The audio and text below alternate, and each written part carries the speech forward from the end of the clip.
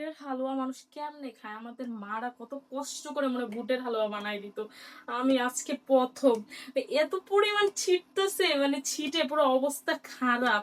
মানে আমার পুরো হাত-মাত পুরো জ্বইলা যাইতেছে। মানে ছিটা সব হাতে আসে। তারপর না আমি এমনি একটু ঢাইকা রাখছি। আল্লাহ! পুরো অবস্থা খারাপ। বুটের হালুয়া খাওয়ার থেকে বানাইতে আরো কষ্ট বেশি। এই যে দেখেন বুটের হালুয়া লাড়তে এখন আমার এই অবস্থা। পুরো আমার পাকঘরের অবস্থা কি দেখেন।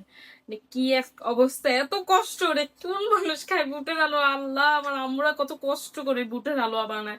আজকে ১ম বানাতে যাই পুরো আমার শিক্ষা হয়ে গেছে। এত কষ্ট এই বুটের হালুয়া বানানো এখনো হয় নাই। এটা আরো অনেকক্ষণ জাল দেওয়া লাগবে। জাল দিয়ে পুরো মানে আরো মানে এটা কফি কালার আছে না ওরকম কালার হবে তারপরে। আর আপনাদের কার বুটের হালুয়া পছন্দ সবাই কমেন্ট করবেন। কারা খেয়েছেন আজকে বুটের হালুয়া সেটাও কমেন্ট করবেন। আলহামদুলিল্লাহ, দেখেন এত কষ্টের পরে ২ ঘন্টা ধরে লাড়ার পরে পুরা মানে এতক্ষণ কষ্ট করার পরে এখন আমার বুটের হালুয়া রেডি। মানে খাইতে লাগবে না কিছুক্ষণ, কিন্তু রান্না করতে এত সময় লাগে এই বুটের হালুয়াটা।